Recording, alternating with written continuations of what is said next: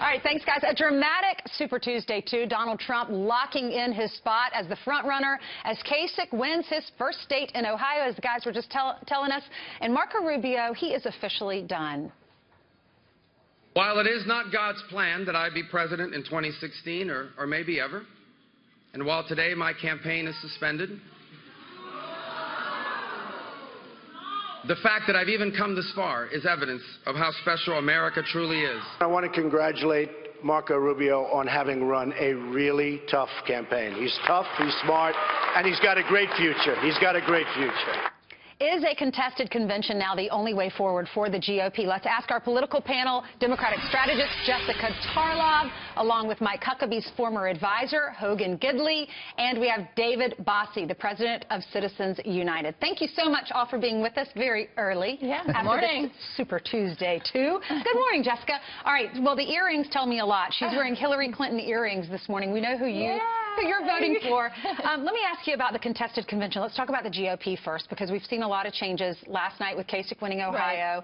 Trump did really well yesterday. Will we see a contested convention?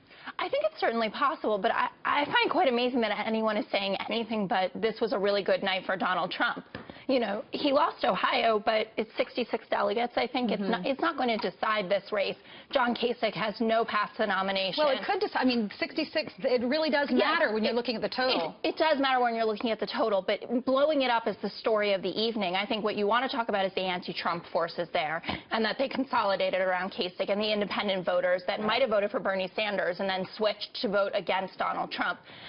But he still has a very good claim to be getting the nomination here, and if he's under 100 delegates short, they're going to have a very tough time denying him that nomination. Hogan, what do you think? I agree. It was a huge night for Donald Trump. I mean, you're talking about 4 out of 5 states, potentially with this Missouri, to come down to the wire, and the only state you lose is a sitting governor who holds an 80% approval rating amongst Republicans and 60% amongst the rest of the electorate in your state.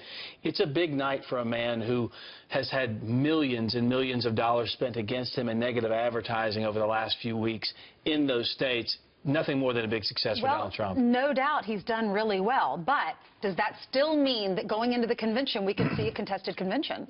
Obviously, the establishment, the Republican establishment, is fighting Donald Trump and Ted Cruz tooth and nail. Is it time for them to unite? It really is going to be up to them, but I would urge them to get behind them. Look, and if I was Donald Trump and Ted Cruz, I'd be thinking about having a conversation together, because if they join forces, they clearly eliminate the possibility of a divided convention. So I think that these are questions that are going to come up in coming days. But that's also the most divisive ticket. I mean, it's so far to the right. A Trump-Cruz ticket leaves all moderates in the dust. It says we have no concern for anyone who is establishment or ideologically centered. Well, that's what happens every 4 years to the conservative movement, just so we're clear. And if you look at the Cruz-Trump totals, they get over 2/3 of the Republican primary voters. So I understand your point, but I do think that that speaks for the voters. Absolutely. That's right. Let's look at some of the exit polls. It's always fun to look at that the next day. How Trump won in Florida. The exit polls show that they 80% like the fact that he tells it like it is,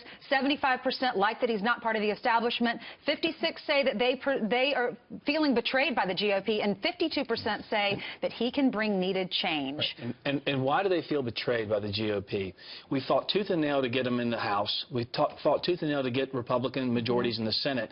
They vote with Barack Obama 54% of the time when they were in the minority. We did all we could to get them in the Senate. That was their excuse. The House said this because the Senate wasn't with us. Now the House is GOP, and they vote with him more, 55% of the time. Well, that's so the Republicans he's right all the time. Jessica, who could end up going against your girl, Hillary Clinton? I think it's Donald Trump. I really do. And when you look at the head-to-head matchups, I think that he will actually end up being stronger against her than a Ted Cruz, because he's so ideologically polarizing. Donald Trump at least has flip-flopping going for him, so he can go back to the middle. It could be the United States versus Hillary Clinton in a court of law, so we'll see how that turns out. This looking increasingly unlikely, but I'm glad you got it in there. Got to get that indictment talk in at 6:30 in the morning. Well, it happens all day. Hogan, David, thank you so much for being with us.